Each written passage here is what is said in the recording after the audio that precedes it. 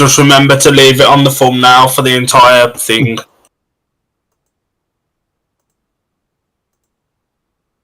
We good?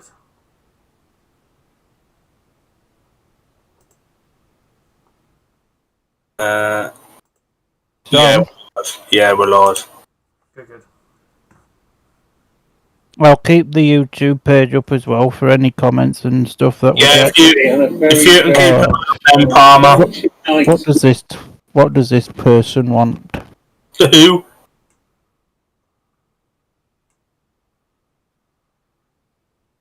Screen share coming now, chaps.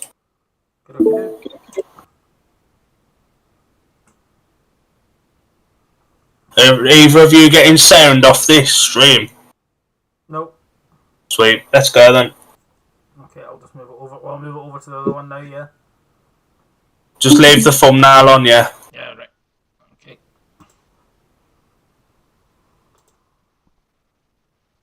So, Harris ruining commentary.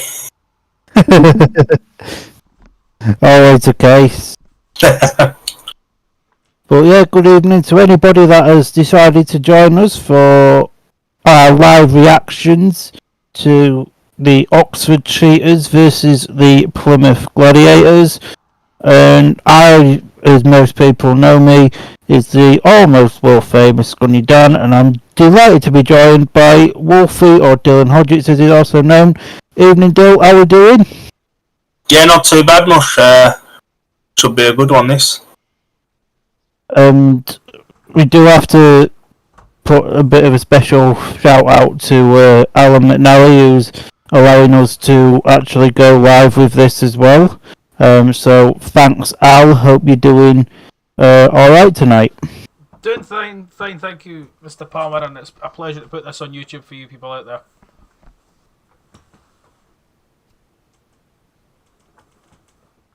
So yeah, so that's an introduction to the D&D media crew and Alan. And yeah, it could be an interesting meeting tonight. Obviously Plymouth a little bit under strength, as some may say. But you know, obviously I saw them at Scunny on Friday, I think it was. Despite the result, they battled hard for every point, so Oxford not necessarily in for the easiest meeting tonight. And both these teams are coming off a very big away battering as well, so this is a vital meeting for that. 100%. Yeah, 100%. There's the trap looks in decent nick from what we're seeing on the picture. It looks very grippy though. Grippy means they go fast. Not normally. Good to see Ben Barker here after his crash at Scunny the other night as well. I didn't see that, but I'm led to believe it was a big one, and Joe Thompson for that matter. Yeah, 100%. To be fair, I think Ben's crash was... There's no easy way to explain it, but it was almost like a little bit of a silly crash. Where he just kind of just looped it at the start. Okay. Basically, I don't know if you watched Goody Redcar on BSN last week. It was the exact same thing Tofty did. Oh, we loot, yeah. And obviously Joe's crash was pretty nasty. That was a big one, wasn't it? It was. But Joe's bike looks really nice, and Don's using his Ipswich bike, which is very understandable, as we've got the team lineups then here with us and going for the Oxford Cheaters. They're number 1, Sam Masters. They're number 2, Henry Atkins. They're number 3, Cameron Eaps. They're number 4, Jordan Jenkins. They're number 5, Scott Nichols. They're number 6, Ashton Bowden, and Luke Cullen is there number 7. Mr. Durham, I've got to ask you, who's your rider to watch from that team? I'm going to say Scotty Nichols. I think he started the season in fine form. Maybe not so much away meeting for the Cheetahs at Poole, but certainly from when I've seen him at Birmingham this year, guesting and stuff like that, he's looked really quick. Although he was through the tapes in his first race the other night, so they'll be hoping he can sit still tonight. But yeah, Scotty Nichols for me. Alan, have you got a rider to watch from Oxford? I'm actually going to go for someone completely different. I'm going to go for the number 1, Sam Masters. He's had a decent start to the season, and all they'll be hoping for is if Sam can put in a consistent performance at number 1 and prove he is an out and out number 1, I'm sure they'll be happy with that tonight. So yeah, got to be Sam Masters for me. My rider to watch from the Oxford Cheetahs is Jordan Jenkins. I'm not going to lie, Oxford is a team that I don't really rate that highly this year, and I believe that Jordan is the rider that needs to take that step up to become that solid third heat leader at home, and he's got the potential to do it, and that is why he's my man to watch for Oxford. And he was quite solid here last week when Ipswich were against the Spires as well. He was on it that night. And what Dill said there, yeah. Again, join in the link on the Facebook page. We'd love for some of you guys to come and chat with us in the chat, because nobody's in there at the moment. I'll do the away team readout when it comes up. What a man. What a man. But yeah, finally getting to do a watch along as well, because obviously the first couple that we planned got rained off, like nearly every other meeting in the country at this point of time. So it's nice just to sit back, watch some Speedway, and not have to work, but enjoy it with other people as well. Yeah, that's it. You know, it's nice to finally get a meeting on and a nice bit of weather. And you know, I was only saying to you the other day, Palmer, this time 3 years ago in a big worldwide lockdown, we had one of the warmest Aprils we've ever had, and now the Speedway season started a little bit earlier this year. We're constantly being watered out and rained off. It was always going to be the case, wasn't it?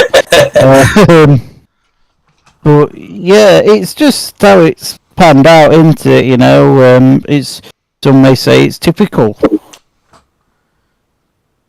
Ashton Bowden, I think, is going to have a point to prove tonight. It was bitterly disappointing against Ipswich last week. Although he did put out on his social media after that there was a break, something that broke on his bike, and that was why he wasn't at the races. So hopefully that will be fixed and he'll be at the races tonight, because they need their reserves firing against possibly one of the stronger reserve pairings that Plymouth have got in the league. Yeah, right. Yeah, 100%. And as much as, like, you know, it is very much a massive step up to the Championship from the Premiership.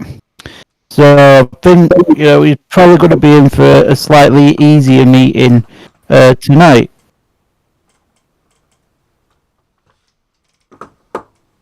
And Peter Schroek is the Oxford team manager, as ever, managing 3 teams this season. Busy man this year, isn't he? Very busy. Plymouth's team then, guesting at number 1 for the Gladiators is Poole's Zach Cook, comes in for the injured Nico Cavati. Alfie Botal rides at number 2, had a fantastic season in the Championship last year, so if he can carry that on for Plymouth, he'll be a solid number 2 again. Arguably the rider of the season across any league this season so far, Dan Thompson, who was absolutely flying here last week as the rising star for Ipswich. Carl Newman goes at number 4, an experienced campaigner now as well, so he'll be hoping to put in a few. We've already touched on Ben Barker, riding tonight after a bit of an awkward crash on Friday. Good to see him okay. Joe Thompson will be full of confidence actually after the rained out meeting at Birmingham on Monday, but before it got rained out, Joe was on fire and actually outgated and beat Peter Pavlicki on that occasion, so that'll fill him with confidence. And Jacob Hook rides at number 7, who's going to be hoping to settle, and you know, he's not really settled last year, and I think it showed in his scores, so he's on a potentially a bargain 4-point average if he can really settle and so Jacob Hook goes at number 7. Palmer, your man to watch. Man to watch this evening, sir. I've gone for Dan Thompson.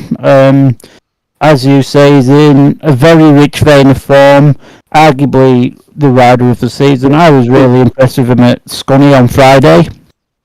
He was one of the bright sparks in what ultimately was a dark meeting for Plymouth.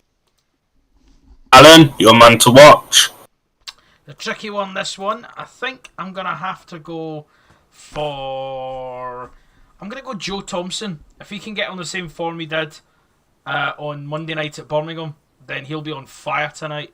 If he can produce the same level of racing as he did on Monday, then he'll be certainly a key man in the engine room at Plymouth tonight.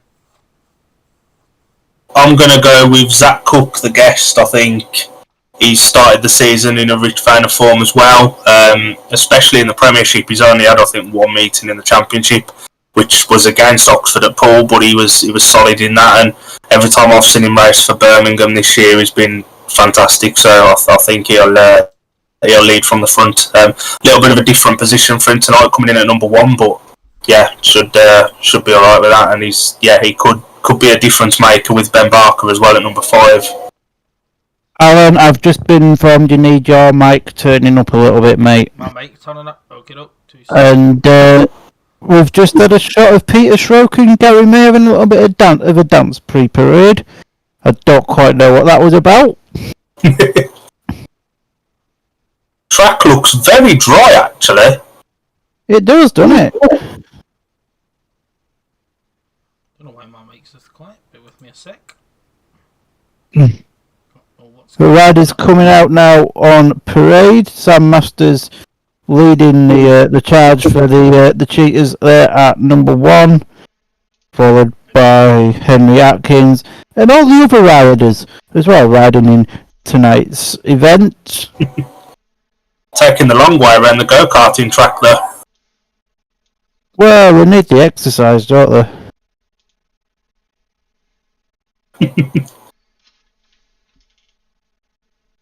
They'll all be knackered by the time they get on the bikes. Maybe that's Oxford's plan. Maybe they've rehearsed this. I think we've touched on this before as well, though. The matching race suits. Look how much more professional this looks now at Championship level, even for, with most clubs bringing streaming services to them, their own in-house as well. I think it just looks so much more professional now. I agree. Can I just jump in here? I've just had a little message, I don't know if you have seen it, from a certain Plymouth fan in one of our chats asking if you want an opinion from the Plymouth side of you. I think we'll leave it for tonight. I've had the same message on Facebook. I said we'll leave it for us three for tonight as we're using this one. Obviously to test, and then we'll have a chat with him about the reaction to it, maybe. Yeah, and we'll probably keep our ideas open to having guests on to do something like this in the future. It's all about just seeing how it goes for this first one, isn't it? No worries. Yeah, 100%. Point it out to you. Starts look very grippy tonight, actually. It's going to be a bit of a tricky start. They're really that could be a massive advantage to Oxford. Obviously, Oxford used to have grippy starts.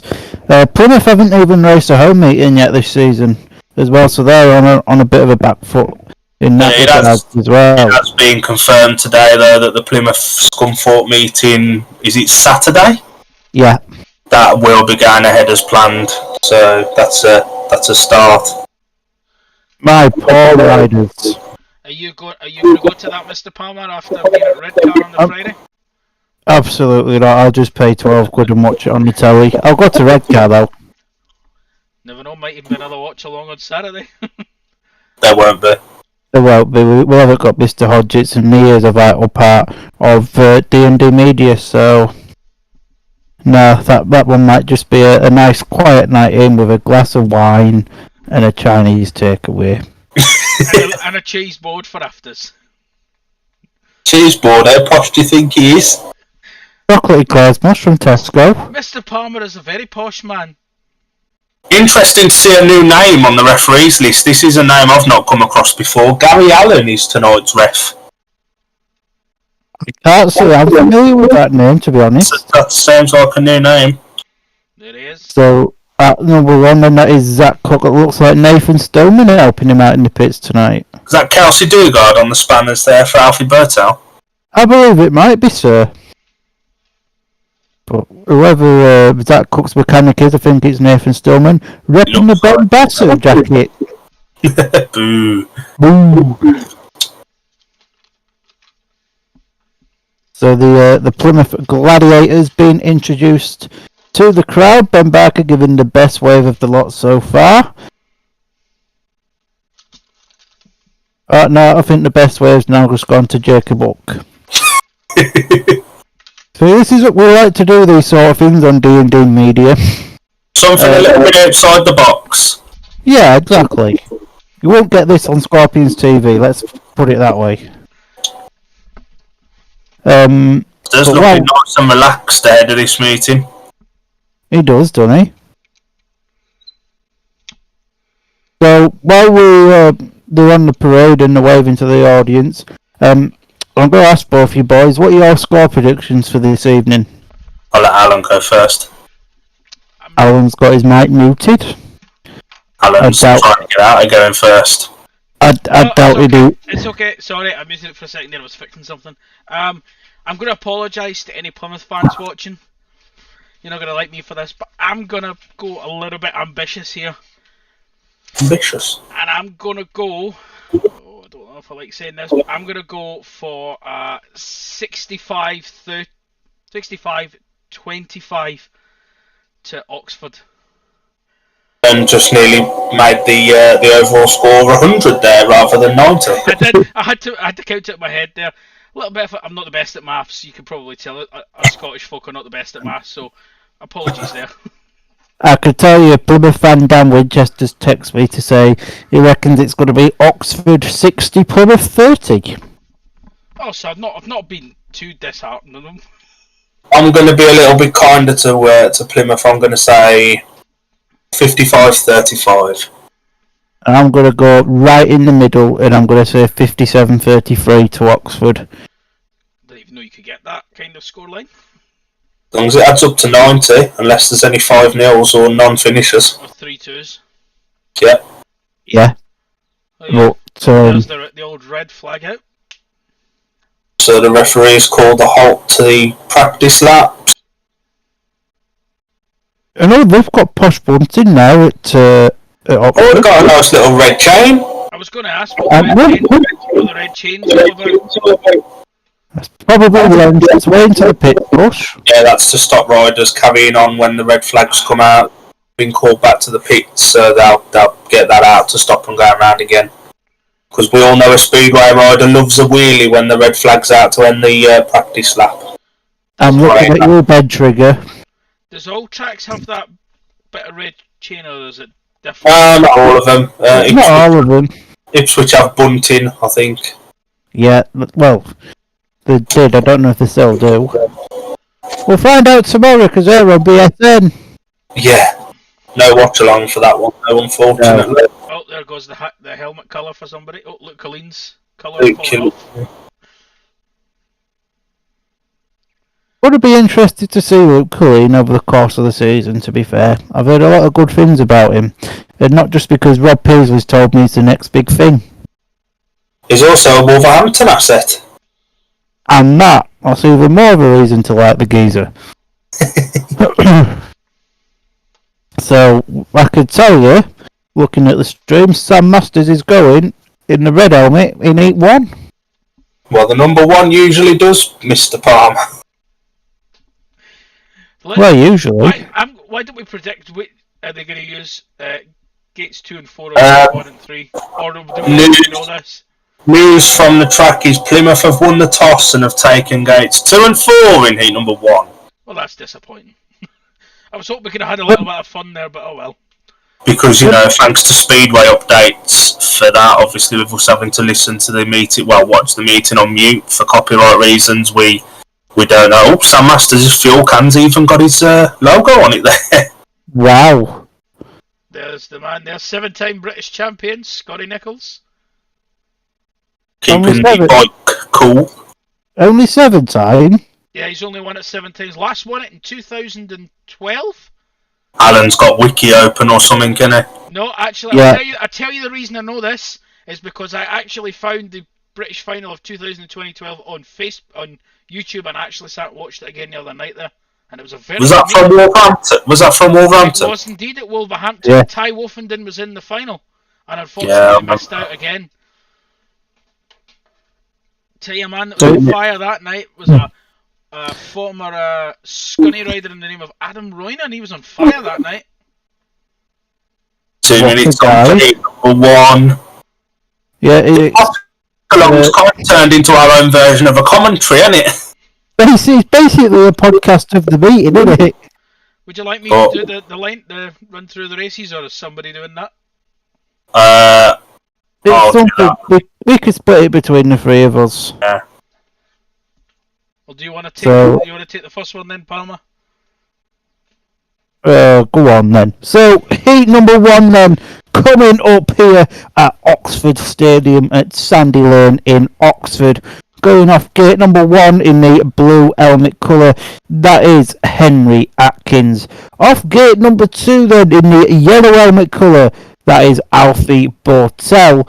Off gate number 3 in the red helmet colour, that is Sam Masters. And off gate number 4 in the white helmet colour, Dylan's man to watch tonight, Zach Cook. So what are we thinking, boys? Big heat number 1 coming up. I reckon this is going to be a little bit of I'm going to say a 4-2. I think Zach Cook will get the better of the other Plymouth, the other Oxford rider, but I don't see him getting past Sam Masters here. Oh, and we're away. So we've had a little bit of a jump in the stream there, but at the current point of time, Sam Masters has the lead then. Alfie Botello is in the second place with Zach Cook in third. The boys in second and third, though, looking like they're struggling a little bit with the track at the moment. But cannot discount Henry Atkins, who looks like he's just got past Zach Cook, and Cook and Atkins now having a ding-dong battle for one solitary point. Yeah, some of the boys don't seem comfortable on the track. I don't see if Zach Cook keeps going the way he does. I think Henry Atkins will get the better of him. Well, we've got 1 lap then left to go. Henry Atkins is giving it absolutely everything. Sam Masters is clocked out. He's gone. Race is his. And it looks like Alfie Botel's there in a settled second position. And Zach Cook just comes in there for third. So it's a 3-all to kick things off. If you two boys want to read out the heat lineups and commentate on the race, I'll do the result for all 15. It keeps a level of continuity for everyone, doesn't it? That sounds like a plan, sir. Sam's saying why he is one of the best riders around here and why he's got so many maximums around Sandy Lane as well. Oh, 100%. 100%. A decent sized crowd turned up at Oxford as well tonight, actually. Yeah, looks a bit breezy though. So it was a win for the rider in red, Sam Masters. Second in yellow, Alfie Botel, and third in white, Zach Cook. Good battle from Henry Atkins though for the first couple of laps, and then Zach got it down onto the inside and blocked the run a little bit. And all the racing will probably be around the inside for the first 2 or 3 heats. Yeah, 100%. A very solid start, and if the racing is like this all 15 heats, then we've picked a banging meeting. Yeah, it would be good to see all 4 riders getting a bit more competitive with each other. Yeah. Oh, sorry, on you go. It actually looked like on the first bend and the third bend there, Alfie and Zach actually tripped each other up, which brought Henry Atkins into it a little bit. Yeah, I think the away riders were certainly struggling with track conditions. I think hopefully they'll after having that 1 heat behind them, it'll be certainly they'll feel a bit more comfortable on the track. But anyways, we go into heat number 2. It is Joe Thompson off the inside gate in the white helmet colour. In gate 2, in the red helmet colour, that is Ashton Bowden. In gate 3, in the yellow helmet colour, that is Jacob Hook. And off the outside in the blue helmet in gate 4, it is Luke Colleen. And as we all know, reserves can win meetings, so this is probably going to be the most important heat of the night. If either of the reserves for either team manage to step up and really put in a solid performance, that could be the difference for tonight. And don't forget, Luke Colleen's had a really solid start to the season as well for Oxford Cheaters. So he's going to be looking to build on that really nice big score he got at Plymouth. I think got about 7. Lights are on. Bit of a jumpy start there from the rider in red. Got a massive lift as he went into that first turn. But at the moment, it is a 5-1 as it stands to the Oxford Cheaters. A bit unsettled there as we take the back straight. So Ashton Bowden then is out in the lead, but it is a big battle in the second position between Luke Colleen and Joe Thompson. Joe Thompson obviously very impressive at Birmingham on Monday night, and Thompson now looking to use the outside run to get any closer to Luke Colleen, but Colleen's just riding the right lines there. He's looking super stylish, but unfortunately for Jacob Hook, it's not going to be his race. This is a disappointing ride from Jacob Hook. He's not even close. He's miles off the back. Looking at his bike now as well. It looks like a stop. Yeah, it does look like it stopped a little bit at the back, but watch out for Joe Thompson. He's gaining now on the rider in blue. Luke Colleen giving it one big blast round the outside. He's done him! Wow, what a race for Joe Thompson there. To stop a 5-1 there. That was an impressive ride there from Joe Thompson in the third and fourth turns to get the better of Luke Colleen. Good hit there, boys. Ashton did all the work from the start, but the battle between the other two, the first and last places were miles apart, but the two in the middle were battling it out. A good race, that. Yeah, 100%. Ashton Bowden had a point to prove as well, and I think he's certainly helped himself prove that point in Heat 2. So Heat 2, it was a win for the rider in red from the tapes for Ashton Bowden. Joe Thompson taking second off the fourth bend on the run to the line, and Luke Colleen in third. Moves the progressive scores to Oxford 7, Plymouth 5. Concerns for Plymouth with Jacob Hook there, though. Yeah, they could do it with Jacob Hook certainly making a bit of fist of it after that first one. Because that certainly wasn't... I've seen better from Jacob Hook, and to me it looked like he was struggling a little bit out there. First heat of the night for Dan's man to watch here. DJ, the Rocket himself, and my other man to watch in Dan Thompson. Yeah. It's a big battle of the men to watch, but going off the inside gate in blue, that man to watch, Jordan Jenkins of the Oxford Cheaters. Off gate number 2 then in the white helmet colour, that's his Ipswich teammate, but rivals for the evening, Dan Thompson. Off gate number 3 in red, that is Cameron Eaps. And off the outside gate in the yellow helmet colour, that is Kyle Newman. And again, the interest in the joys of Speedway. Jordan Jenkins and Dan Thompson, rivals tonight, 24 hours time. They'll be teammates for Ipswich against Oxford. Only in Speedway would you get this. Have to say, and Dan even using his Ipswich bike. I think Plymouth will be banking on Kyle Newman's experience as a Speedway rider to get the better of these 3 other boys in this one. The one thing that I could say I'd probably go against Carl Newman is he's the only rider. Omen Cameron Heaps, the 2 more experienced, are the 2 riders not racing in the Premiership this year. Great start there though for Dan Thompson. It is Cameron Heaps in the second position, and it's a big battle at the back now between Kyle Newman and Jordan Jenkins. Jordan just about holding the 3rd place, but Kyle going really, really wide there actually, and he's claiming the 3rd place back. Now, what can Cameron Heaps do? Is Dan Thompson out front? He was very impressive at this very circuit last week.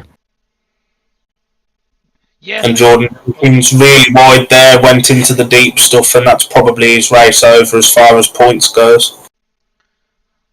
I'm not so sure about that. If Kyle Newman keeps making those big mistakes, he'll get some ground on him. And the way he's going, it might just be possible.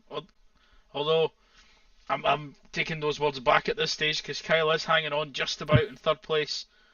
But look at Dan Thompson, he's clearing out in front. Dan Thompson's a very impressive start to the season continues with a win there in heat number 3. Second place for Cameron Eaps and third place there to Kyle Newman. Nothing there for Jordan Jenkins. They seem to be getting this meeting through very quickly. Who do they think they are? Scunny? Is there a concern for weather, maybe? Alright, looks set fair around the track. So heat number 3, it was a win for the rider in white. Impressive out in front for Dan Thompson. Cameron Heaps in second, and Carl Newman held on for third. Couple too many mistakes there for Jordan Jenkins, but that ties the scores up at 9 apiece. Yeah, no, that's a very solid ride there for Dan Thompson, I have to say. Yeah, he's had a very impressive start to the season in both leagues, and I don't think it'll be too long before Poland comes knocking on his door. Is that potentially a couple of spots of rain on the camera? I can see that. Possibly. I mean, we are in the UK after all. We've got problems with the tapes, and I've got karma and flashbacks to Sunday at the amateur meeting at Scunny. Yellow flag starts, anybody? We could go back to the old speedway starts where they used to ping it across the start line. It comes to something when Scott Nichols' strap on his goggles is brighter than his helmet colour. Yeah. Speedway, eh? British Speedway in it, to quote somebody that went on a certain Speedway podcast. Let's have a look at YouTube. Have we got any comments on the YouTube? No comments on the YouTube. Am I not mistaken? That's a certain Mr. Peter Schrock there on the track. Well, he does manage Oxford, so it wouldn't be surprising much. Alright, okay.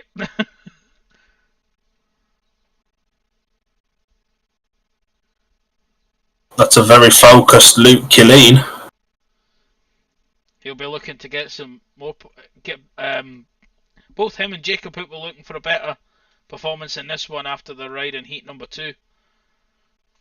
I have to say, Jacob Hook was quite disappointing at Scunny on Friday. To be fair, Joe Thompson was really impressive, but yeah, big race. Doesn't look very busy at Oxford tonight, I have to say. Looks pretty empty up there. The grandstand's a bit more full. They're home straight. And don't forget, there'll be loads of people paying £84.50 for a pint in the bar. Can't let us read without a beer. Alright, in my case, nowadays. It does look like the weather's setting in a little bit there, though. There's a breeze around. It could be blowing in a bit of rain. I know I'm not exactly in Oxford, but I'm not too far away from Oxford, and we've just had a decent downpour here. Maybe they're rushing to get the meeting on to get it done before the downpour comes. So you're saying you're having a downpour down where you are in sunny UK climates? Well, we had hail here at about 3 o'clock. Well, we've got some lovely blue skies up here in the north side of the UK. Stop the world, Glasgow's not raining, there's something wrong. I have to say, it's actually that blue skies that I'm hoping this keeps up and the track's good for a certain match on Friday night. Because if that's but nobody cares about the match on Friday night at this point, Alan. Yeah, back to tonight's Splatter Shed heat number 4 coming up off the inside gate in the blue helmet colour. Boy, he looks like a woman. That is Luke Killeen. Off gate 2 in the yellow helmet colour. That's Jacob Hook. Off gate 3 in red. That's Scott Nichols. And off the outside, in the white helmet colour, that's Benjamin Barker for his opening ride of the night. I mean, I want to say this was Alan's heat to call, but Alan can do the result. It's fine. I'll call Well, I'll call the next one. It's fine. Don't worry. Alan just got blubbering on about something irrelevant. What I will say is, Dan, you tried to quote a song, but you misquoted it. But it's fine. Don't worry about it. Don't know what you're on about, Bush. Anyway, it's a great start actually there from Jacob Hook. Jacob Hook then has the lead going into the back straight. But Nichols lifts on that back straight there as they go into turn 3, and Nichols using his experience of Oxford to go round the outside. Can he get past Jacob Hook? Yes, he can. The line seems to be moving out already. And that's Ben Barker up into third place now. He's trying to hold off Luke Colleen at the back here. So it doesn't look like it's going to be a tasty heat. Can Colleen do anything to get the better of Hook or Barker? He's certainly making inroads though. Oh dear. Colleen's packed up. And I think that's good news for Plymouth, as they'll just be wanting to settle in for second and third to take a nice easy 3-all as we go into the final lap. But Scotty Nichols, what a ride. This is a much more improved ride from Jacob Hook. I know he's only in third place out of 3 riders, but he has struggled a bit this year, and to hold second for the majority of the race was pretty good. 3, 2, 1.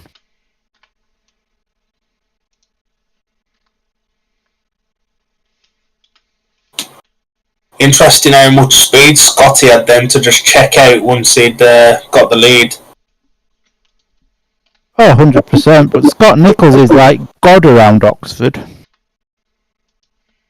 And people thought last year when Oxford had Scott and Sam at 1 and 5 they'd maybe going to be too top heavy, but if you're getting, more than half the points off those two in a meeting, then that's a good start. But it was a winning red for Scotty Nichols. Ben Barker takes second, and crucially Jacob Hook takes third to keep the scores tied at 12 apiece as we go into the first track grade. I have to say, considering Ben Barker's crash on Friday, was it? He's actually doing pretty well, all things considered. Yeah, 100%. Great first 4 races here, and hopefully, tonight the the meeting can get a little bit better. Obviously, the dirt line's moving out now, so they're going to use this track grading break just to bring that dirt back. And we'll go down the individual scorers then after 4 races. So for the Plymouth Gladiators, Jacob Hook is on 1 + 1 bonus. Joe Thompson on 2, Ben Barker on 2, Kyle Newman on 1, Dan Thompson on 3, Alfie Bortel on 2, and Zach Cook on 1 and a bonus. For Oxford, Luke Colleen's on 1 point, Ashton Bowden 3, Scott Nichols 3, Jordan Jenkins 0, Cameron Heaps 2, Henry Atkins 0, and Stan Masters on 3 points.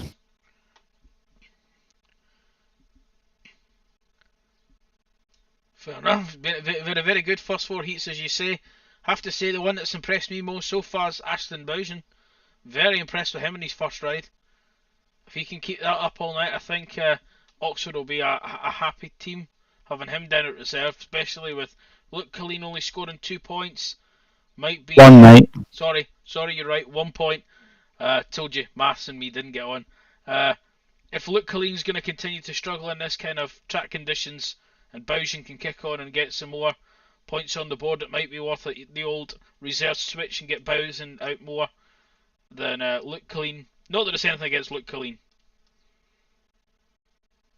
Yeah, 100%. It's going to be hopefully, the meeting will get better and better as it normally does at Oxford. But while we've got a minute, obviously nobody's joining in on YouTube at the moment. So, and Mr. Dillon's just joined us back as the tractor goes round Oxford. If you were the team manager right now, how would you be asking them to grade this track, given what's been seen so far? I'd leave it as it is. It's provided some good racing so far. So you wouldn't? I'd maybe put a little bit of water on there. Little bit of council pop. That's the one. Yeah, a bit of council pop. absolutely. If it's producing this kind of race, you don't really want to do too much to it if it's working. The track doesn't look very slick, and it has this dirt thing on it. And So being you don't really have. Palmer doesn't know what dirt is. being through my part of the world, we're not too sure what that is.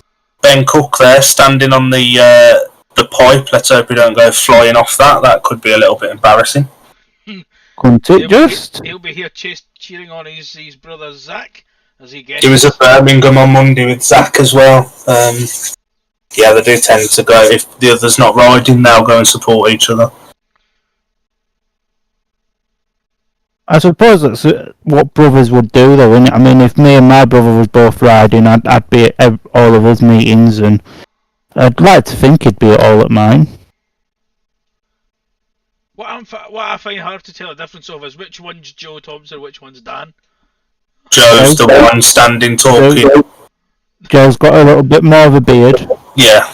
Oh, there's Barker with the specs on. You're alright. A lot of people give Ben Barker a load of rubbish, but he come up to me on Friday, and we had about a 10-15 minute chinwag, and he genuinely is a nice guy. So I've not got any faults with Ben Barker at all. And he tuned in to watch our Kevlar ranking for the championship and there's Zach standing on the same bar that Ben was just standing on. Ben Barker tuned in to watch our live stream ranking the championship Kevlar's the other night as well. So can we class him as a friend of the show? Probably. I can't see why not. Is that ex-rider Mark Simmons there working with Ben Barker this evening? I'll take your knowledge on that one. I couldn't. I was going to say, no point asking Alan, he doesn't know a lot about this sport. He don't even go and watch his own team half the time. He is this week. Sam Masters must be cold, standing there in a big coat and a beanie, and doing some dancing. Yeah. Nightclubs with speedway riders jump up and down and shake your hands. All the Oxford riders seeing what's happening with the track prep. Scotty Nichols, Cameron Heaps, Jordan Jenkins, and now Sam's gone to join them. Scott will be passing on all those years of experience to these young boys. I'd imagine in the pits. I remember right when Cameron Heaps was the next big thing, but now he's just sort of settled into a championship second string rider. Alfie Botel joining the party of watching the track prep. Or secretly Alfie Botel just trying to get some secret tips from Scotty without getting caught. Do you think he's Ain't no party like a tractor watching party. I thought you were about to say ain't no party like a Botel party. When you look at this camera view, the track could probably do with a little bit of water on it, actually. Get Rob Godfrey on the case, he knows all about track watering. Well, after the last 2 weeks, he knows how to take water off it. He does.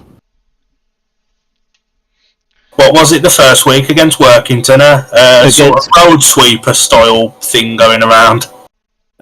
So against Workington, yeah, we had our water bowser, but it's got like an attachable pump to it, and then he just like presses a switch and the pump just pumps the water off the track. It's really good. Really, really good. And then the week after against Redcar, well, if I speak, we'll be shut down, so I won't give my thoughts. Jordan Jenkins using the Peter Johns engine that we've got a nice close-up on of the stream at the moment. Jordan Jenkins' bikes look really smart, and Peter Schroek's having an interview in the stadium by some bald guy. I did notice on that other camera angle just there is some really dark, unfriendly looking clouds moving in. Maybe whoever tonight's referee is, obviously we don't know who it is, wanting to push the meeting on and get through a minimum of... Mr. Palmer, just to jump in there, I believe it's Gary Allen. I think we did say that at the start. We don't know who he is though, like we actually, most referees, you know who they are, no, he's a new name to us. That's all right. Okay, sorry. My apologies. Oh, there's Oh, been an element of Oxford's playback. oh dear. Cabbage! I'm sure that's just a little There we glitch in go. the system. There we go, we're back up and running then. Someone's put 50 pence in the meter. With heat number 5, and in the yellow helmet of gate number 1, that is Alfie Botel for the Plymouth Gladiators. In gate 2, in the red helmet colour for the Oxford Cheetahs, it's Cameron Heaps. In white of gate number 3, it is Zach Cook guesting for the Plymouth Gladiators. And off the outside, in the blue helmet colour, it is Jordan Jenkins of the Oxford Cheetahs. What a lineup, boys. In hindsight, this should be a battle between Zach Cook and Jordan Jenkins, with Alfie Bortel chucking his weight in there as well. I just cannot see where Cameron Heaps is going to get some points, but happy to be proved wrong. Well, Cameron Heaps did Quick get in the first one. He got 2 points in his first heat, so you never know. I think he'll be throwing his body weight in more than Jordan Jenkins if Jordan Jenkins' first heat's anyway to go by. Now, Alan, let's not offend our viewers like that. You never know. Jordan might watch it back. Not that I'm offended, Jordan, but you never know. I am a pal of Jordan, so if you have offended him, we will be having serious words. What a start! Ooh, a little bit of a ding dong there between. The Oh, cut me outside! Oh, Jesus! Wow. Wow. But yeah, so going. Whoa! This is phenomenal racing. For those that have missed out, Zach Cook's gone from basically second to last to third in some great moves from the Oxford boys, but at the moment it is Alfie Bortel that leads the way. Cameron Heaps is in the second place. Zach Cook battling with Jordan Jenkins for third place, and Jordan not off the pace totally, but not using the right lines, whereas the rider red that is Cameron Heaps going really, really wide there to try and make some ground up on Alfie Bortel. Can he do it? Done him. Oh, Yeah. Not quite. A little bit near the safety fence there for old Cameron, but he's going to give it one more go. Will he get there? Oh, this back straight, going to give it one big whip round the outside, down to the checkered flag, but I think it's going to be. Very smart ride by Alfie there. Great defensive ride there from Alfie. I do believe that 4-2 to the Gladiators puts them in the lead. Alfie coming round on a lap of honour as well. Always good when you've had a good race like that as well to come round and take the applause of the fans. You know, you're there to entertain the people. Oh, 100%.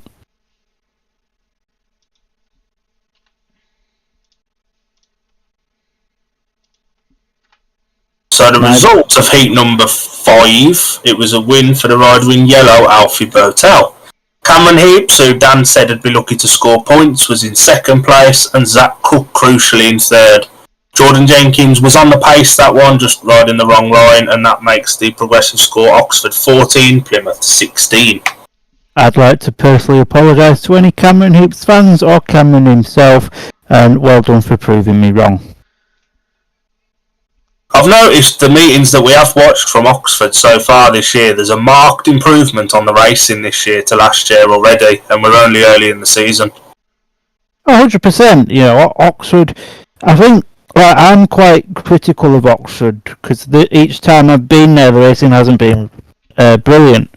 But it has been the pairs both times that I've been, and it's been really, really hot both times.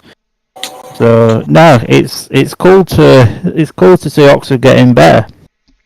And they are rushing this through now because heat 6 is at the tapes already.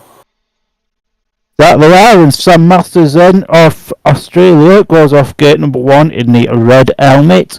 Off gate 2 in the white helmet, that's Benjamin Barker. Off gate number 3 in the blue helmet for Oxford, and of the UK is Henry Atkins. And Joe Thompson goes off the outside in Lowell. It's going to be a bit of a ding dong here between Barker and Masters, I feel, off these two inside gates. But looking at the stats so far, gate 3 is the place to be, and can that be a big advantage to Henry Atkins? Well, he's going to need some sort of advantage, having not scored anything in his first heat. He'll be looking to pick up some points here over Joe Thompson. certainly in this one.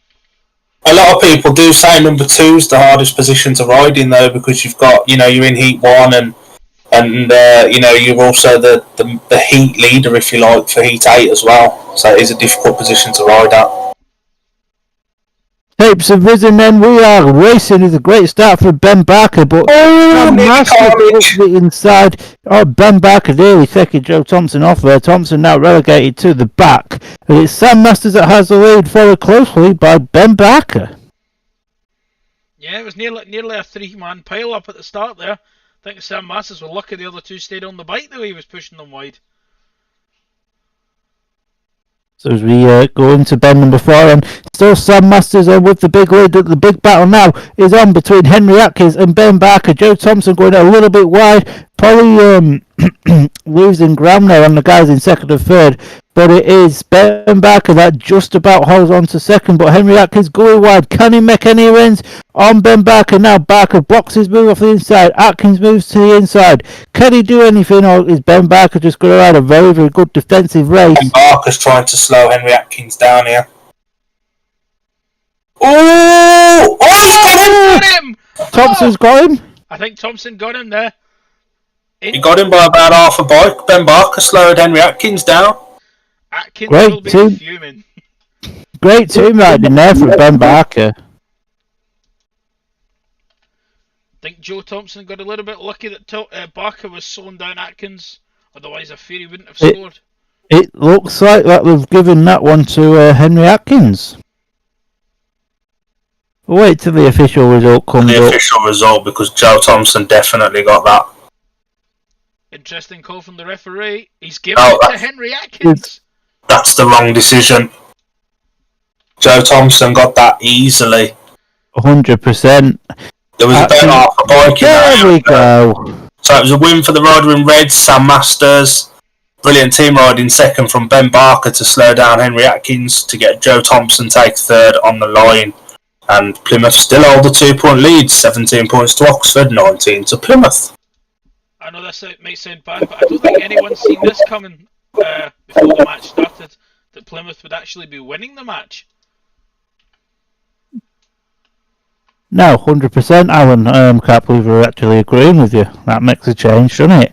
But yeah, as I've said before in the past, Plymouth are a team of really solid individual riders, and they just need that meeting to click as a team, and who knows, tonight could be that night. Well, Off gates 1 and 4 here, we've got a preview of tomorrow night's Rising Star versus Rising Star battle. As we Yes, we have. As we move into heat number 7 in the... Oh, I forgot where I am. In the white helmet colour of gate number 1, it is young Dan Thompson. In gate number 2, in the red helmet colour, it is 7 times British champion Scotty Nichols. In gate 3, in the yellow helmet colour, that is Kyle Newman. And off gate 4, in blue, it is Ashton Bowsion. Ashton looking to build on a good start with his win in heat number 2 here. And hopefully can get some team riding with Scotty Nichols, who I'm sure will be looking to team ride that young man through to a lovely 5-1 for Oxford and get them back in the lead in this match. We're going to need it as a decent crowd has turned out. Gotta say, I thought the crowd was actually not as good on the back straight, but it was better on that home straight. Well, great start there though from both the Plymouth boys there. Dan Thompson holds the lead, but Nichols have just gone right underneath Kyle Newman there. It is Dan Thompson then that once again has the lead. Close by Scotty Nichols. But I think Kyle Newman's drifted off now into third, and the big battle's going to be between Thompson and Nichols here. As Thompson goes wide, Nichols looking to call up the inside. Can he do it? Not quite. Ashton Bowden struggling a little bit towards the rear of the field. Yeah, Ashton will be looking to get the better of Kyle Newman at the back there. We're hoping he makes a little mistake to let him by. But don't discount Scotty here. He's given a hard race to Dan Thompson, but fair play to Dan. He's holding up Scotty Nichols here as we move into the final corners here of this race. Will Scotty be able to do anything on Dan as they go for that finish line? Who's going to get it on the line? Dan Thompson. Dan Thompson. Wow. Absolutely sensational ride there from Dan. As another 4-2 to the Gladiators. Very often you see Scott Nicholls beat round Oxford. It doesn't happen very often, does it? Crucially there as well, Carl Newman takes third, so it extends Plymouth's lead. Nobody, I mean literally nobody saw this coming. So heat number 7, it was a win for the rider in white, Dan Thompson. Second in red, Scott Nicholls, and third in yellow, Carl Newman. Oxford now on 19 points, Plymouth 23 points. If Dan Winchester's watching, only 7 points and they'll hit the target. I think they'll do that pretty comfortably.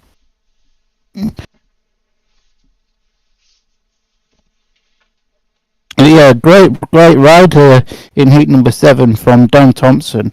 He gated really well actually. To be fair, so did Carl Newman, but Nicholls just barged his way underneath Newman, bend 1 and 2 at 1, and that was all she wrote. Yeah, and it looks like a tasty lineup coming up in here in heat number 8, but I wouldn't be surprised if Gary May of the Plymouth Gladiators takes Jacob Hook out of this one and brings in Joe Thompson. But then also wouldn't be surprised if Schrock done the same and brought Bougen in for Colleen. So we'll have to wait and see what's going on here. Oh, there's Jacob Hook. I've got that. I get this way wrong and both riders don't get taken out. Dan Winchester's just messaged me saying, pinch me, is this real? Well, I'm pleased to say it is real. But anyway, the lineup then for heat number 8, going off the inside gate then in the yellow helmet colour, that is Jacob Hook. Off gate number 2 in blue, that is Luke Colleen. Off gate number 3 in the white helmet colour, won last time out, Alfie Bortel. And off the outside gate in the red helmet colour, Henry Atkins. Alfie Bortel going to be looking to continue his very impressive start to this speed. He's on 5 points already so far. And he's probably on the favoured gate. He is. The other 3 riders will be looking to add some points to the score charts for some that haven't scored and some that have only scored, I would say, about a point maybe. Jacob Hook's on page 2, Luke Colleen's on 1, and Henry Atkins is on nil point. Well, you on SC, Alan? Yep, like me on SC, or STS, however you want to play it. But yeah, what I will say is Henry Atkins continued his form that he had with Birmingham last season. I don't know if you'd agree with that, Dylan. Henry Atkins wasn't with Birmingham. Alfie Bortel, I think you mean much. That's who I mean, Alfie Bortel. Sorry, wrong rider. Well, great start there, actually, for the rider in yellow there, Jacob Hook. And to be fair, Alfie Bortel's going round with him in Plymouth. We're a big shock to the books here on a massive 5-1. Big move from Alfie in that first turn to send Henry Atkins wide, but did have to shut off down the back straight to avoid the back of Jacob Hook's wheel. What I will say is Alfie will need to keep looking over his shoulder if he wants to help good old Jacob Hook get the 5-1. Because Jacob under massive pressure here from the rider in the red helmet colour. That is Henry Atkins, and I think he's just about to overtake him. He's getting closer and Hook's closer. Just got it, Hook! Wow, this is a massive turn for the Bookers. Hook's just put the throttle onto Henry Atkins and away he's gone. Alfie Bortel in the lead here, and this is a massive shock to the Bucks. As this, I believe, may put Oxford into tactical territory? Will indeed. Yeah, it will indeed. They'll be 8 points down. Well, great ride there from Alfie Bortel out in the front there. Equally, probably more impressive ride from Jacob Hook there in second. And for Oxford, I know it's only the first home meeting, but questions are probably going to have to be starting to be getting asked. Now the question is, does Peter Schrock put the tactical substitute in Heat 9, where Jordan Jenkins has yet to score, to partner Cameron Heaps, or does he wait till Heat 10 when Sam Masters is in, and put Scott Nicholls in with Sam in place of Henry Atkins? Result of heat number 8, it was a win for the red and white Alfie Botel. Brilliant ride from Jacob Hook in second, and despite all his best efforts there, Henry Atkins comes in third. Progressive scores now 20 to Oxford, 28 to Plymouth. This is a massive turn for the Bucks here. I'm pretty sure nobody expected this sort of performance from Plymouth. Is this a case of Oxford being rusty, having not raced at home yet, or is this Plymouth turning up with no pressure and massive underdogs, and they're just kind of riding for fun and hoping for the best? Probably a bit of both. Yeah, I was just about to say that. So you can take the pressure off the team and now just go out and have fun, and usually if you're having fun you'll enjoy it more and you'll race better without that pressure on. So maybe it is just a bit of both. But having said that though, I think there's only Cameron Heaps and Henry Atkins that have not ridden yet this season. I could be very wrong there. And Jacob Hook maybe? They have ridden. That Oxford have raced at Poole, haven't they? So they have ridden. Oh yeah, they have all ridden then. My apologies. I forgot Oxford had already been to Poole. To when would Jacob Hook have ridden then? Jacob Hook rode on Friday for Plymouth Mush at Scunny. Oh yeah, sorry, my bad. The big difference is between the two sides at this exact moment. Plymouth have had one last place, and that was Jacob Hook in Heat 2. Oxford have had 8 last places in the first 8 races. Yeah, it's not the norm for Oxford. Is that Cameron Heaps in red, or is that Scott Nichols? That's Cameron Heaps. That's Cameron Heaps. Could there be a tactical in blue to replace Jordan Jenkins against Ben Barker and Joe Thompson? Or do they wait until the next one and put it in place of Henry Atkins against Dan Thompson and Carl Newman? And there's tactical substitutes in blue. It is Peter Schroep using his tactical substitute option really early. He is indeed. And I may have been tempted to go for Sam Masters though. And it will be Benjamin Barker off the inside in Gate 1 in the white helmet colour. In the blue helmet colour in Gate number 2, it is tactical sub Scott Nichols. In the Gate number 3, in the yellow helmet colour, it is Joe Thompson. And off the outside in red is Cameron Heaps.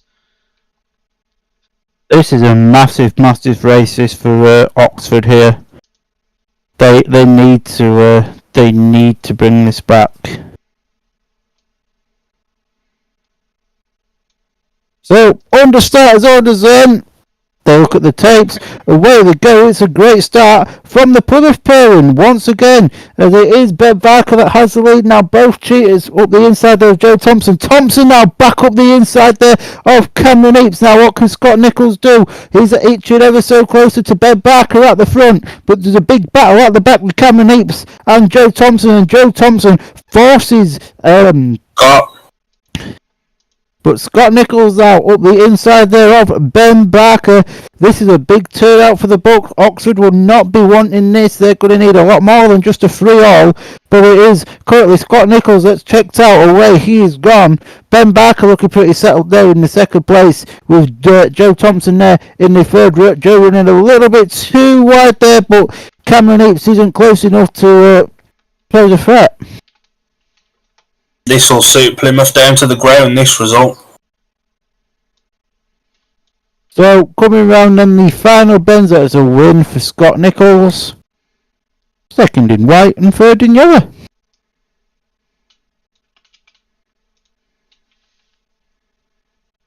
Good race that as well, because Scott didn't have it all his own way. Ben Barker actually made the gate.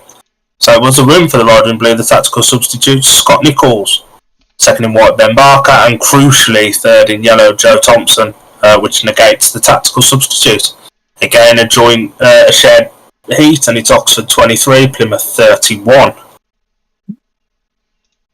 Now, I'm not wanting to sound disrespectful here, but do you think that meeting Joe Thompson had at Birmingham on Monday has boosted his confidence.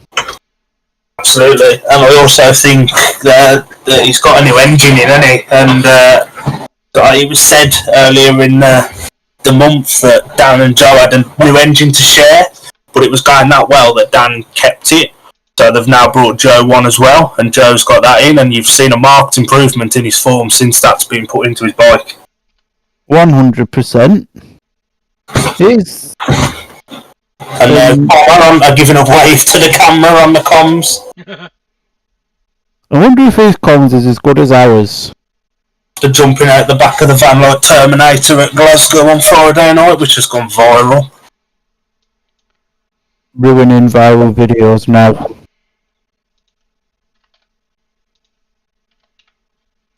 And a woman running across the centre green looks like she might have had a little accident in the underwear. The question from this race: who retains their unbeaten run, Sam Masters or Dan Thompson? You'd expect it to be Sam Masters, but Dan Thompson is on the favoured gate. But going on the unfavoured gates, Kyle Newman goes in yellow off gate number 1. Henry Atkins goes in gate number 2 in blue. Sam Masters gate number 4 in red, and Dan Thompson on the favoured gate in white in gate number 3 for Plymouth. In hindsight, would it have probably been better to have used the tactical in this one, or do you think they used it in the right heat? I would have personally used it here. Because I do believe that the minimum Oxford could have got here is a 4-2 with a tactical, whereas Sam's very much angling to the inside of 4 there. He does. Gate 3's the nicest gate of the night so far, but tapes have risen, then away we go. Dan Thompson with another electric start there, but Sam Masters, Henry Atkins just blasted around the outside. Is this the start of the Oxford comeback? But Dan Thompson ran the outside now of Henry Atkins. Can Dan Thompson do him? Yes, he can, just like that. And he's putting the challenge on Sam Masters in red, whereas Kyle Newman at the back just goes a little bit out of shape. Dan's got some speed in that bike. Watch out for Dan Thompson, because he's coming for you, Masters. Masters not having it all his own way, then out in front. Chase hunted down by Dan Thompson in the white helmet colour, but it looks like Sam's just using the right defensive lines as Dan goes right up to the fence.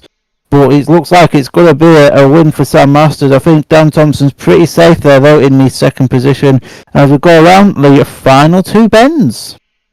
And crucially, Henry Atkins in third, Carl Newman just trickling over the line now. Is this the start of the Oxford comeback? Well, the second half of the meeting, you've got Sam Masters and Scott Nichols, at least one of the 2 in each race, pretty much. Barring heats 12 and 14. You know, heat number 11, you've got Nichols. 13, you've got Sam and Nichols. And 15, you've probably got Sam and Scott as well. Yeah, 100%. And Sam checking gate 3 there, where he's going to be off in heat 13, I think. 13? No, he's off 2. He's off 2 in 13. Why did you just look over gate 3? He had gate 3 in heat 1. Okay. So it was a win for the Rod and Red. Sam Masters, Dan Thompson's maximum hopes ended there, but he just picked up 2 more points, and Henry Atkins crucially in third. The gap stays. The gap drops slightly to 6 points now. It's Oxford 27, Plymouth 33. And it is good news that Oxford are at least going home with one less car, one less brand new vehicle, if you know what I mean.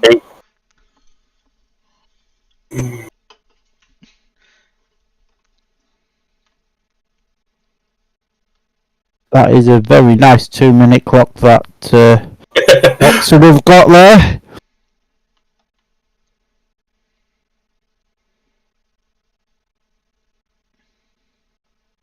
Ashton Bowden goes from the favoured gate 3 this time. Yeah, he does. Back from a last place in his last race. So, off the inside gate then, or is this Alan's turn? Alan's not here. I'm here. Go on then, Alan. The inside gate, in gate number 1, it is Scotty Nichols for Oxford. In gate 2, in the white helmet colour for Plymouth, that is Zach Cook. In gate 3 for Oxford, it is Ashton Bowden. And off the outside, in the yellow helmet, it is Alfie Botel for Plymouth. I nearly said the wrong team there. Another interesting side note for this choice of guest for Plymouth, Zach Cook also returns to the team tonight that he debuted in the UK for. Yes, he does. He did. Was it 2021? He debuted for Plymouth. But yeah, no, that's a very interesting statistic.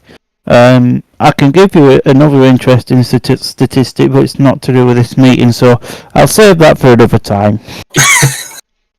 I quite like to hear your statistic.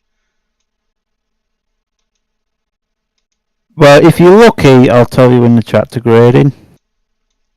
But got it here. Here they go. They're at the tapes, settling down. Oh, a little bit of a lift there from the rider in blue, but what a start for that man in red, Scotty Nichols. But Zach Cook. Ashton. Oh, Ashton round the outside now of Zach Cook, and it is now a 5-1 for Oxford. Could the comeback be on?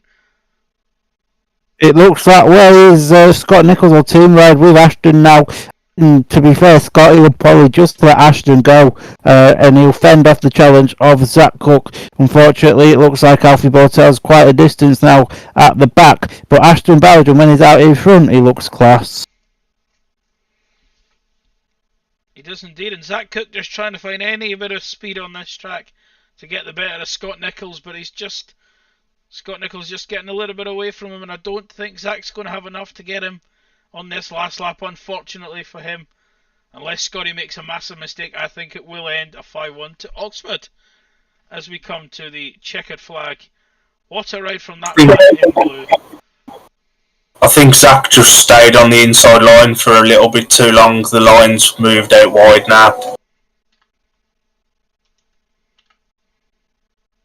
And that gap now has gone down to just 2 points. That's a massive win for Ashton Bowden as well. And with Luke Killeen struggling slightly, could we see Ashton out in Heat 12 for Luke Killeen as well? I would bet against that, to be honest, although I do think that either way, Heat number 12 has got Plymouth written all over it with the Thompson boys out who are flying this evening. For Heat 11, it was a win for the rider in blue, Ashton Bowden. Second in red, Scott Nichols, and third in white, Zach Cook. 5-1 to the Cheetahs makes it Oxford 32, Plymouth 34. And there's now going to be some tractor racing to whet our appetites with. I have to say, a very good meeting from these two sides. Was not expecting Plymouth to be leading at any stage in this meeting, and they're actually proving us all wrong. Gate stats, Palmer. So, gate number 1 has got 27 points. Gate number 2 also has 27 points. Gate number... I'm looking at the wrong column, I do apologise. Gate number 1 has 17 points. Gate number 2 has 20 points. Gate number 3 has 19 points. And gate number 4 has 10 points. So it told you that gate 3 is the favoured gate. And gate 4's not. So 1 and 3 are the way you want to be at the moment. Well, unfortunately for the away side, it looks like they've got gates 2 and 4 quite a few times in the next few heats. I think there's only one heat they don't have gates 2 and 4, which I believe is heat number 13. I think it's the only one they don't have gates 2 and 4. That could come back to haunt them. Alan, do you want to run through the scorecards for the two teams this time? We'll start with the away side, the Plymouth. No, we'll start with the one that's on the screen, Alan.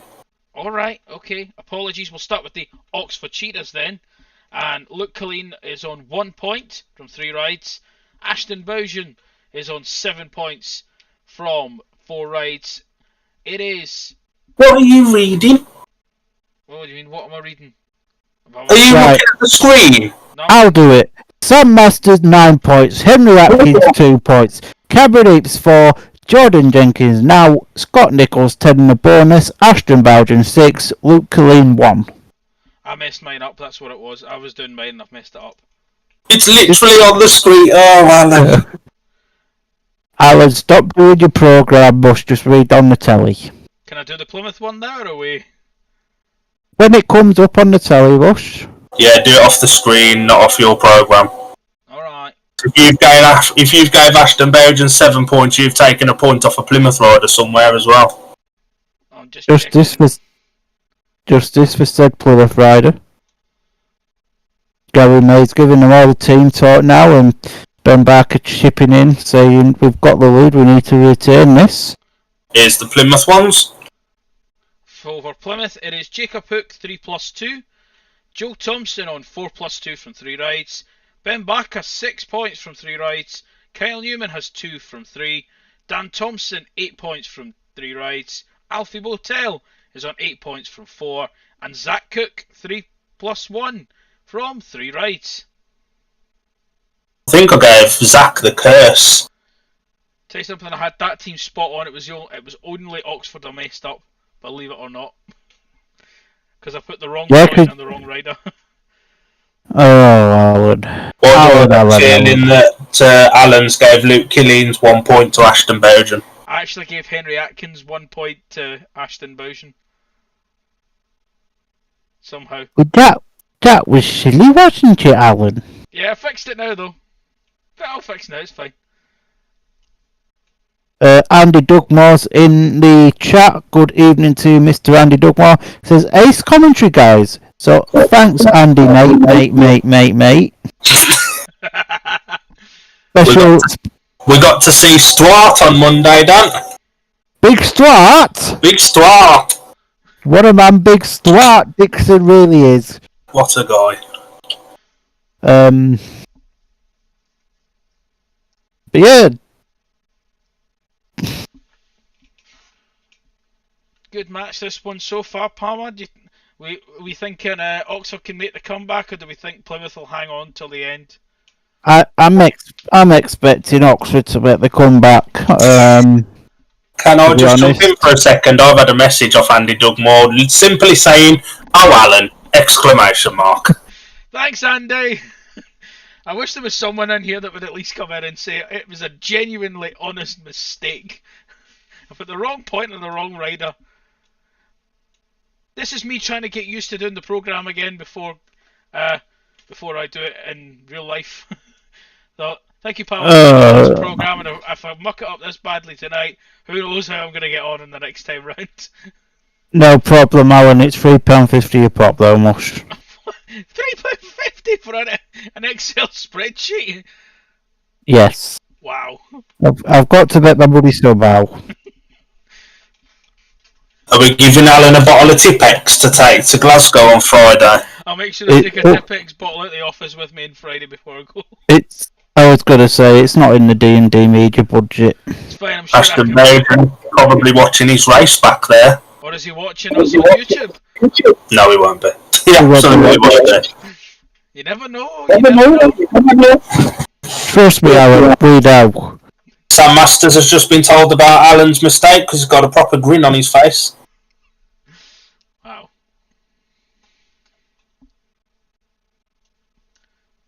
Well, I can now officially tell you that James Jessup is full-time on Scorpions TV, so if that gives you even less of a reason to buy Scunny TV, just don't bother buying it. And, yeah. Come and listen to us for free. You know, there's obviously no racing that we can show, but we can do some brilliant commentary, and we've got Alan the Class Clown. See? What more do you want? But yeah, we appreciate everyone that's tuned into the what is that a bag of fucking sweeties with Jordan Jenkins? Language. I think that was how it was. Palmer, you were so professional right up until now. Sometimes it just slips out. Alright, I do apologise for anything that may have been said or heard. And Belgium coming out in blue here. We apologise. Not as real surprise. We apologise for any offence that Mr. Palmer may have caused, and he will sure be given a stern talking to after this match. Back to you, Palmer. Andy Dugmore says mate in the YouTube comments. And Alan hasn't got a Scooby-Doo what we're talking about. Nope. There's no surprise there, really, is there? Trying to work out why there's a mechanic flapping his arms at the back of the rider in yellow there. I don't quite know what's going on there. Skip. He was flapping his arms. I don't quite know what he was doing, but... Trying to take off like Dumbo. He was doing that, he was trying to do your chicken dance out. I had to stop myself saying something there, but my goodness, that's some start marshal with the tapes there, and that high-vis jacket. Ashton's going to run round by the looks of it. Oh, no, here's the bike. Bike's turned up. Every late delivery. At least it arrived and they've not thrown it over the back garden gate. That is very true, my good friend. Mr. Palm, would you like to tell us who's who and who's where off? Well, riders are going to go round the track at Oxford. And in heat number 12 specifically, Cameron Heaps will start off gate position number 1 in the red helmet colour. Joe Thompson, that is Joe Thompson, off yellow in gate number 2. Off gate number 3 will be that reserve substitute, Ashton Bowden. And off the outside, in the white helmet colour, that will be my namesake, Don Thompson. Does that answer your question, Alan? It does. It does. Thank you very much, Mr. Palmer. Thank you very much indeed. This would probably be a good time as well to mention about Ashton Bowden getting a call up to ride for the Team GB team over the weekend. Yes, he has, hasn't he?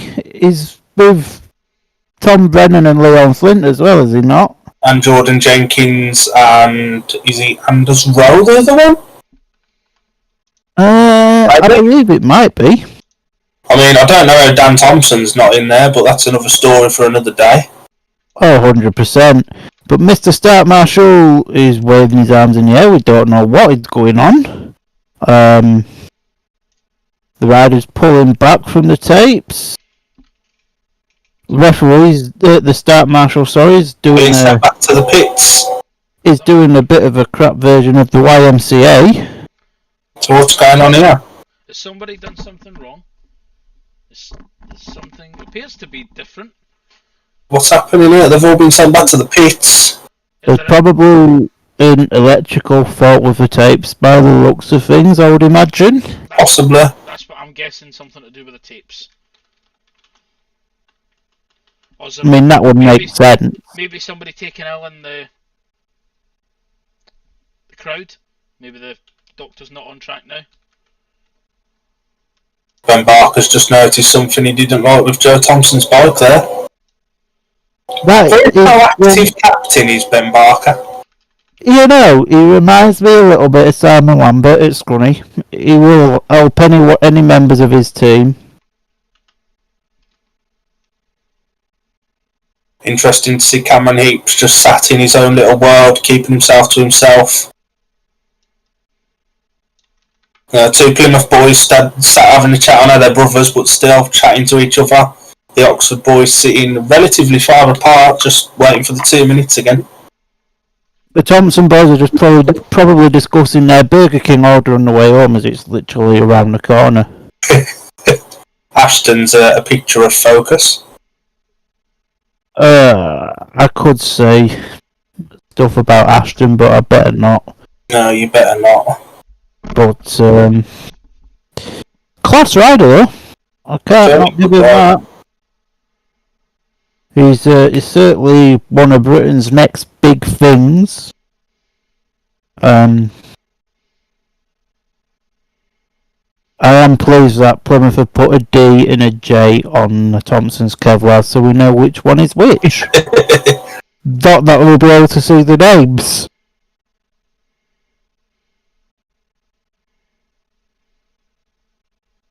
In the background, Zach Cook, Ben Barker and Sam Masters all having a conversation. Oh, there it is. There it is. 2 minutes is back on. Who knew Ben Barker wore glasses until today? think I've seen him in them before. I might have imagined that, I don't know. Who knows, but you haven't imagined it tonight. And now we have a shot of the cameraman looking at one of the Thompson boys here. This would probably be a good point to tell anyone who's watched to give us feedback on this, whether they enjoyed it. Yeah, it's sort of turned from a watch-along into our own little commentary, but I know personally for me it's been quite fun. So any feedback would be appreciated. Yeah, no, I agree. This has been pretty cool to do. Alan? Oh, am I doing this one again? Because I thought this was yours, but sure. I thought... Off the inside in... Alan can have this one, Dan can have 30. Okay. In the red helmet in gate number 1, that is Cameron Heaps. In the white helmet of gate... Yellow.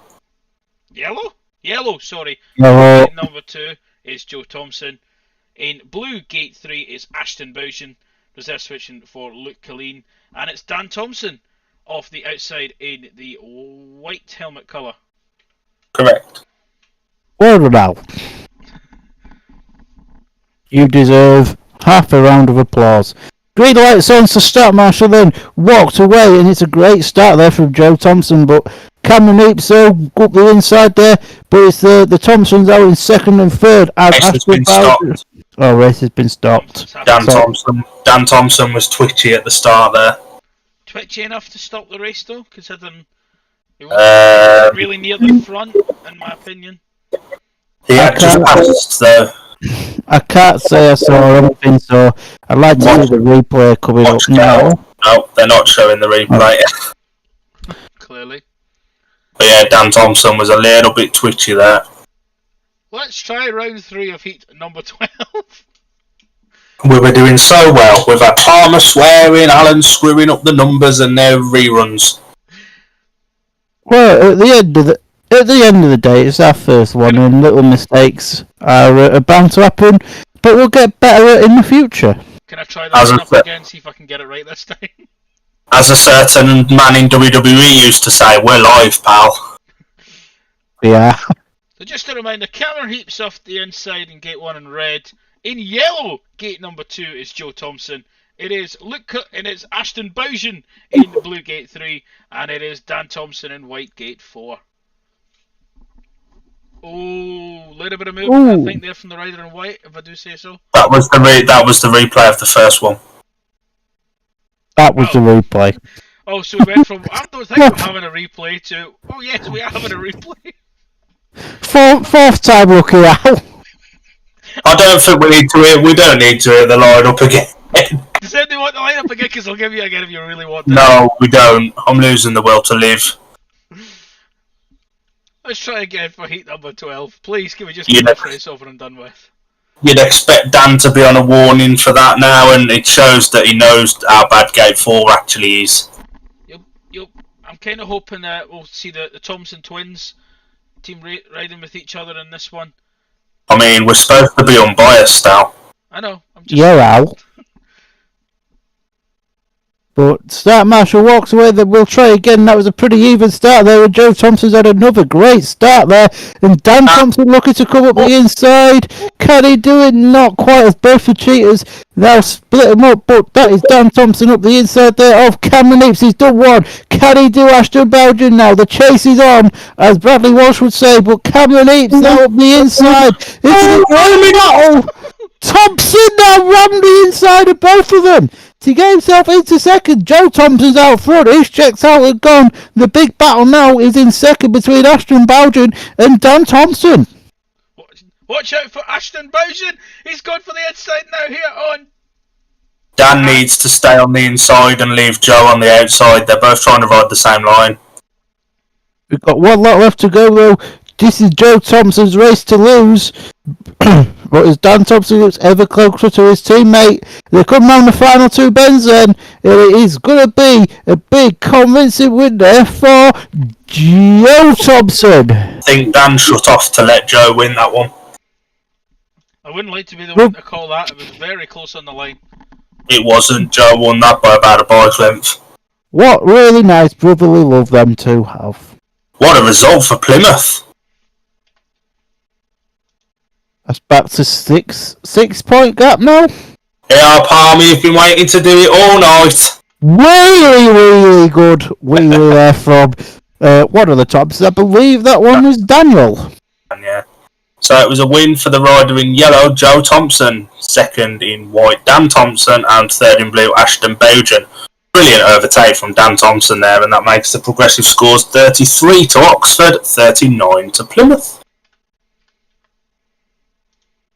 I still don't think anybody saw this kind of result coming, and if Plymouth can stick to 2-3-3s in the next 2 heats, they've won.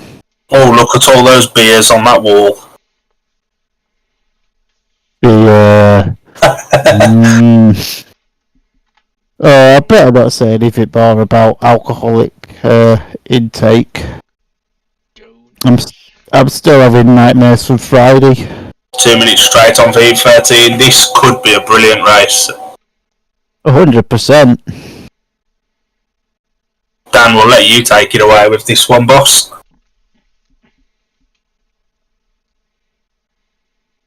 Apologies, sir. I was just sending a text to somebody. So a big heat number 13 comes up then off the inside gate in the white helmet colour. That is the guest from the Pool Pirates. That is Zach Cook. Off gate 2 in red. That's Sam Masters. Off gate 3 in yellow, Benjamin Barker. And Scott Nichols goes off the outside in blue for Oxford. What more do you want? This will be a tasty ding dong between the 4 riders in this one. Sam going over to Scott. Don't know what's going on there. Talking tactics, I think the old talking tactics, by the sounds of it. I think that's maybe Sam telling Scotty just to go as close to the inside of gate 4 as he possibly can, with gate 3 obviously been the most advantageous gate this evening.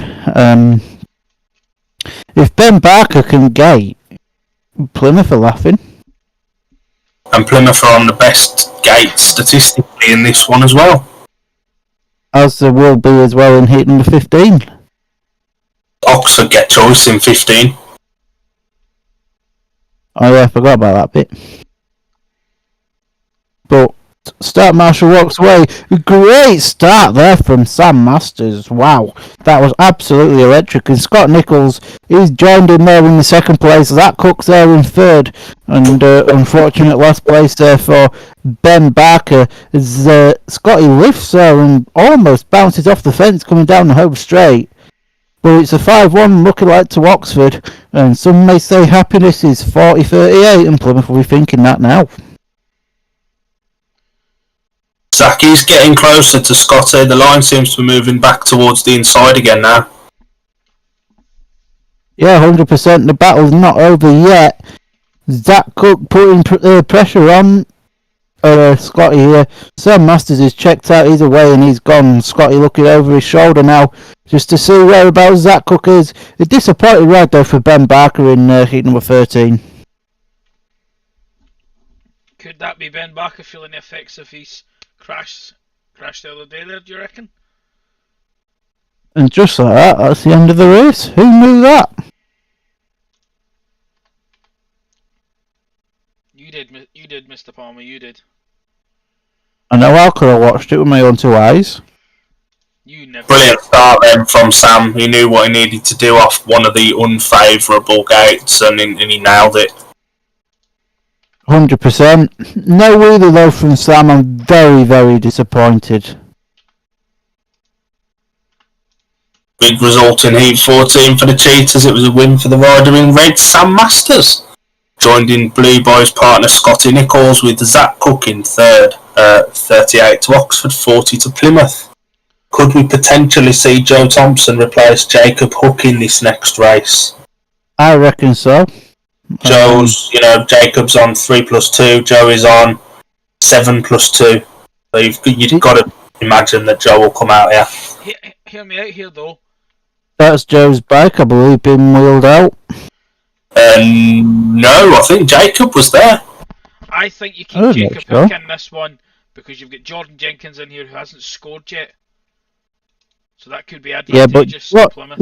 You know Jordan's going to come to the party in this one, right? Jordan will probably win this one, yeah. Well, he's had quite a lot. He's not been out for quite a while. I was going to say he's not been out since heat number 7, wasn't it? 5. Tactical substituted out of heat number 9. So he's had 9 races break. Yeah, that might not be good for him. But anyway. Oh no, he's Jacob Hook. Ashton Bowden goes off the inside in gate 1 in the blue helmet colour. In gate number 2 in the white helmet, that is Kyle Newman for Plymouth. In gate 3 in the red helmet colour for Oxford, that is Jordan Jenkins. And off the outside in the yellow helmet in gate 4, it is Jacob Hook. I think I'd probably favour the Oxford boys here. They're on the favoured gates, and Carl Newman was a little bit off the pace in his last one as well. Jordan Jenkins off the favoured gate 3, and Ashton Bowden's making some brilliant gates as well. I can only see a maximum coming here for the Oxford boys. It's Joe Thompson in white. Joe Thompson for Carl Newman, who's made the gate. He has. Great gate there from Joe Thompson there, actually. And he's got one hell of a lead, actually. Tapes went up very quick then. I believe it's a new starting procedure like they use in the GPs. Yep. Jacob Hook's still struggling though at the back. This looks like a pretty settled 3-0 in which is going to leave Heat 15 massively hanging in the balance. Could we even go to a potential superheat? Jordan Jenkins on the inside. Jenkins up the inside of Thompson. Thompson back round the outside now. Fantastic stuff from the former Scuddy rider there with Joe Thompson. But Jenkins, though, has got one lap left to hunt Joe Thompson down, the former Birmingham rider. Thompson up the inside there, gained a bit of speed now. But Jenkins, he's not going to give up till that checkered flag. He dropped up a little bit too much there, I think. But it's another win for Joe Thompson there in white.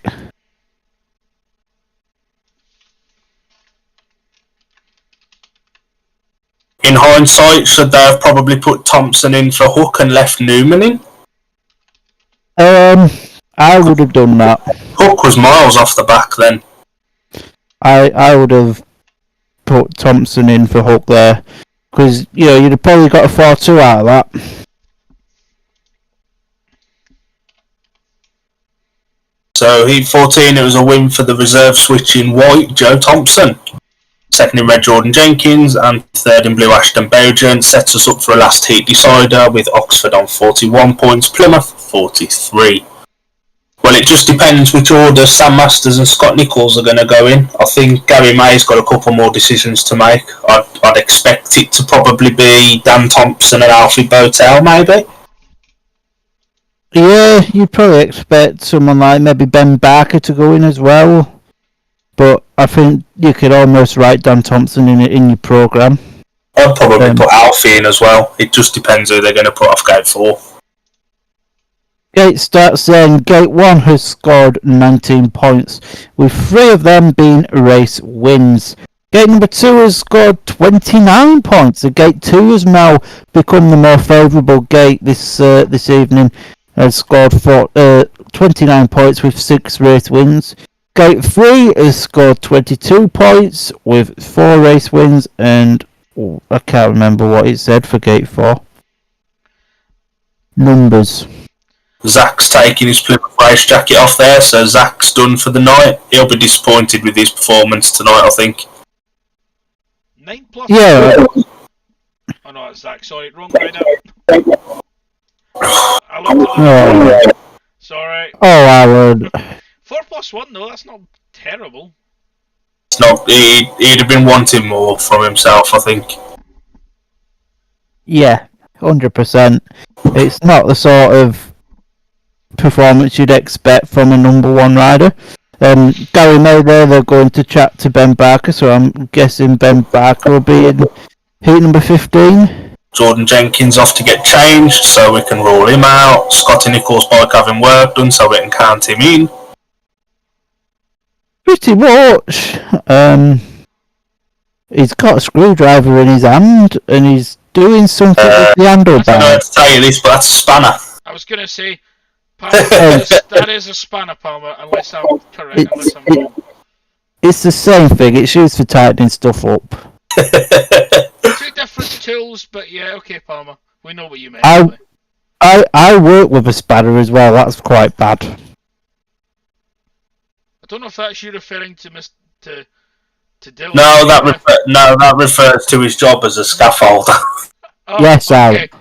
I thought you were referring to one of us in which you would have said, I hope you're not calling me a spanner. No, Al. Could you use your spanner to tighten up the screw that's loose in Alan's head? You need an Allen key for that. I don't quite think my Sam Masters is in red. I don't quite think my work span is enough to tighten up the screw in Alan's head. Not unless he's like Frankenstein and got him sticking out the side. So would that be basically, yeah? Scotty Nichols in blue then? That's Dan Thompson in white, I think. We can almost definitely Ben Barker is in yellow. Ben Barker in the yellow helmet colour there. Sam Masters red, Scotty Nichols blue, Dan Thompson white, and Ben Barker yellow. Gone for the experience of Barker, maybe?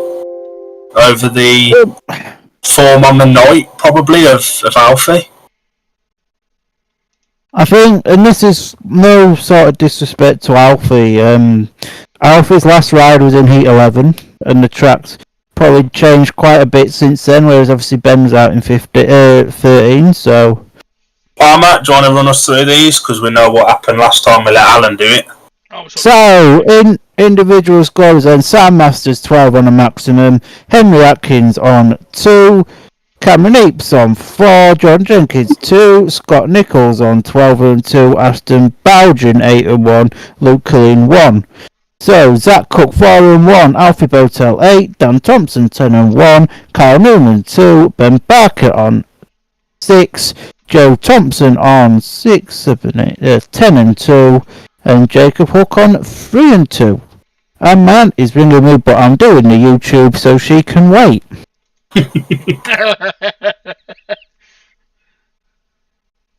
I'd almost bank my life on Oxford taking 1 and 3 here. Well, we say that, but Gate 2's been more productive the latter half of the meeting. But Gate 4's been less productive than the other two.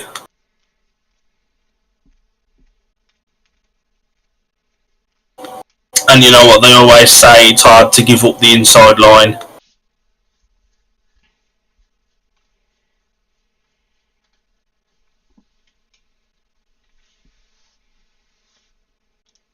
Yeah, definitely. Whatever happens here, though, I think Plymouth can take a lot of positives from this.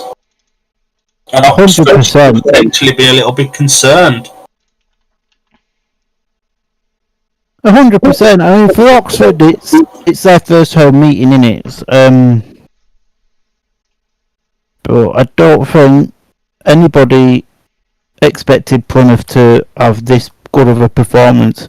I certainly didn't after seeing them at Scunthorpe on Friday, so... And it just goes to show that you can't, just because they're down, it doesn't necessarily mean they're out.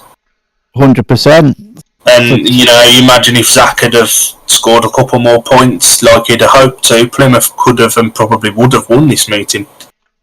Oh yeah, 100%.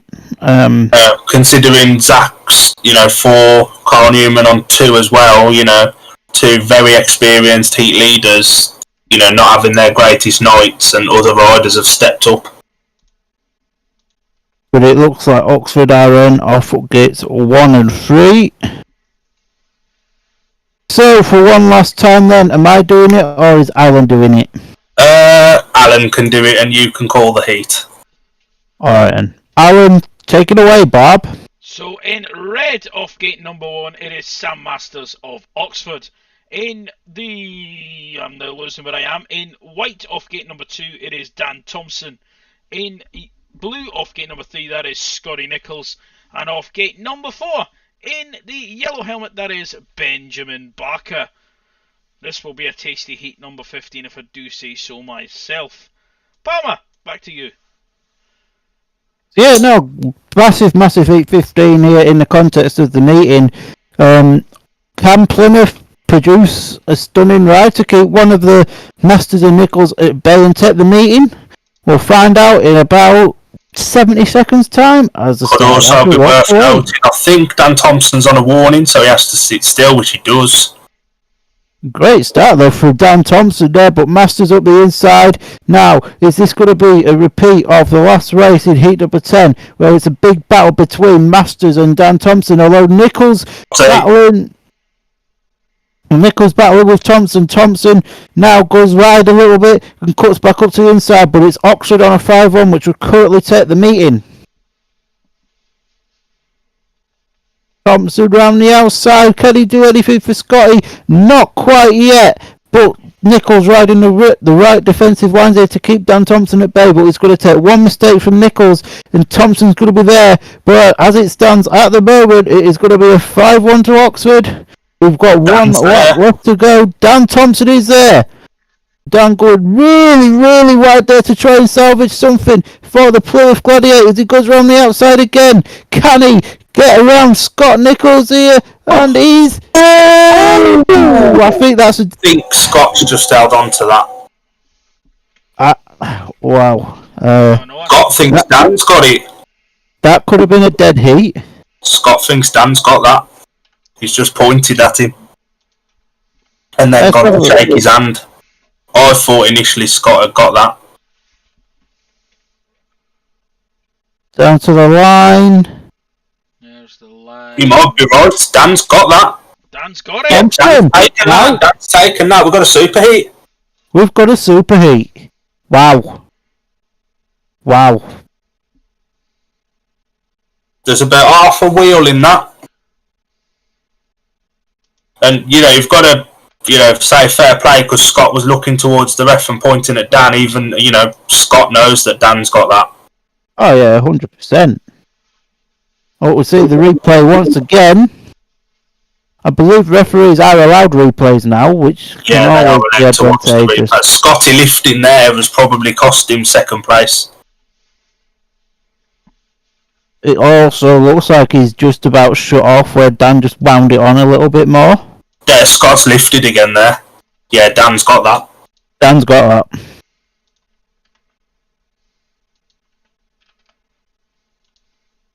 And Scott's reaction pointing there, yeah, Scott knows that Dan's taken that. And straight over to shake his hand as well. That's one good thing I like about Scotty Nichols. He's an ultimate sportsman, isn't he? He's an honest rider as well, yeah, So is there a super heat in this competition, or is it just a draw? Yeah, no, it's super heat, I do believe. Could be wrong. Another replay being shown, so the ref can't decide. This is where, transponders should be on, really, shouldn't they? Well, that's if the riders have got them on. Yeah.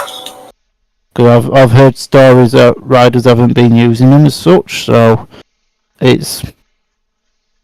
The ref quite rightly taking his time. Oh, 100%. This inside view may give us a little bit of a better angle, but for me, Dan Thompson's nicked up by about half a wheel. Will it give us the inside view again? No, we're back on the outside. That lift did Scott. Yeah, I think Dan's got that. VAR.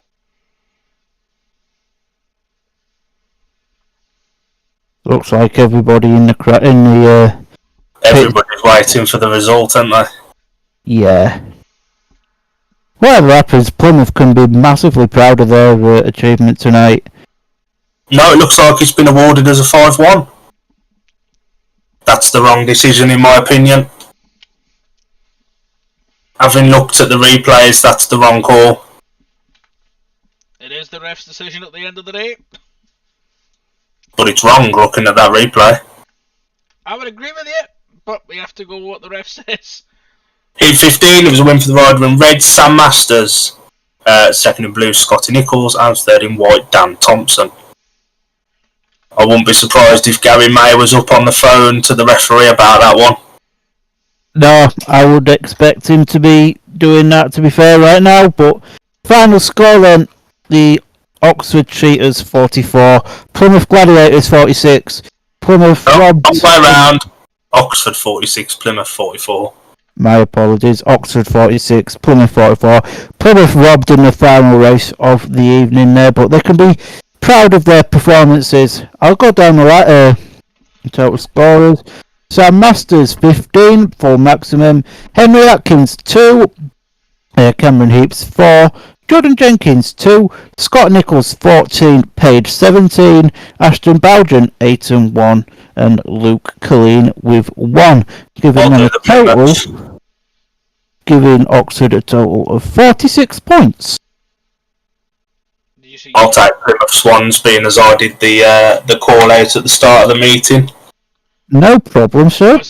What a fantastic meeting that was. It was. Oh, it was. Quality meeting, and fair play to Plymouth. Anybody that's listened to this that's not watched it, go and buy it and watch it back, because it was a really good meeting. So for the Gladiators, Zach Cook scored 4 plus 1, Alfie Botel 8, Dan Thompson 11 plus 1, top scorer. Carl Newman 2, Ben Barker 6, Joe Thompson 10 plus 2, joint top scorer with his brother, and Jacob Hook 3 plus 2, adds up to 44. So that brings us to a conclusion of our first ever watch along. I think it's safe to say we've enjoyed it. We hope you guys have enjoyed listening to us go on about the meeting. We want to thank you very, very much for joining us on Shoot Some Shale, powered by D&D Media, and we will see you next time we do one. Thanks for joining us.